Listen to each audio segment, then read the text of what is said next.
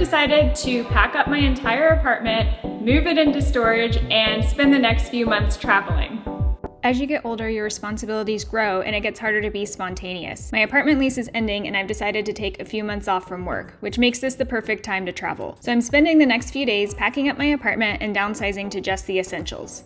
I moved into this apartment about 5 months ago from a previous apartment that I had in Seattle. I had been in that other apartment for 4 years, and after 4 years, when my lease was up last September, I just had this feeling that it was time to move on from that place and that I wanted to break the lease. So instead of re-signing for another year, I moved out and found a temporary apartment, which is where I am now. And this apartment, I knew coming into it that I was only going to be able to be in it for 5 months. Fortunately, what that means is, knowing that I'd have to move again, I saved all of my boxes from before.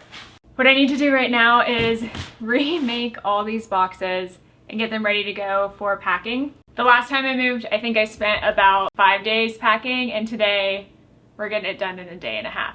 I love my routine and having my own space. I've become a bit of a homebody, but I've been in Seattle for over 5 years, and recently I felt burnt out and in need of a change. In the pandemic, a lot of my Seattle friends moved back to their home states, and I've been left feeling a little lonely and directionless. So I'm prioritizing seeing my friends and family around the country. I'm an introvert, so solo travel scares me, but I'm going to try to incorporate some solo trips in when I can. I'm gonna pack my main priority things into this suitcase, but I'm looking at my pile of clean laundry, which is the clothes that I wear the most frequently. To be honest, I wear like the same 3 sweatshirts and like same leggings every day. So it's not like I need a lot of stuff, but I just don't know what kind of situations I'm gonna encounter. Do I need to bring a pair of like nice shoes or heels? Am I going to somewhere warm where I'll want that? I feel like no.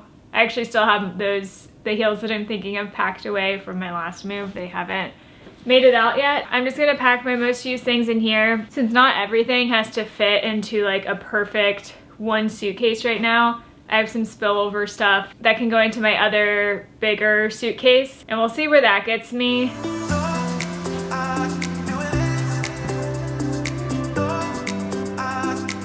Morning. Morning. It is 8:30 on moving day, so I thought I had about an hour and a half to finish up packing. I woke up at 7 and got going, but the movers just called and said that they're gonna come 30 minutes early, so I have exactly an hour, unless they come before 9:30, to get everything done, and I still need to do the entire bathroom. And it's, of course, very rainy day in Seattle. We haven't actually had rain in a few days, so big bummer that it's raining today. Once the movers come and I'm done packing, that's the easy part, because I just kind of sit back and make sure everything goes smoothly, but I need to get going right now because there's only an hour left for me to finish. At this point, I'm putting all organization aside. I'm just gonna dump, that's probably loud. I'm just gonna dump my toiletries into my carry-on suitcase, and then I'm gonna sort it out later.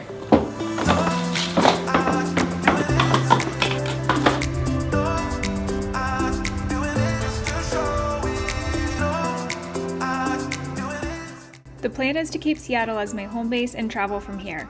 I don't have all the details figured out yet, but I'll need to keep scheduling and budget in mind. I have a cat that needs to be watched, and my income has slowed down since I've taken time off from work. I'm hoping in changing things up, this will help me get out of the rut that I've been in. I've always wanted to spend extended time traveling, and now I have this opportunity to do it, so why not take it? If you have ideas of cool places to go though, put them in the comments below and I'll check them out and see if I can add them to my list. I'm just getting started on my YouTube journey, so if you liked this video, don't forget to like and subscribe. It helps me out in creating new content for you. If you want to hear more about the tech layoffs and my opinion of how that was from my own perspective, I'll link a video up above for you to check out. Thanks for sticking around, and I'll see you in the next one.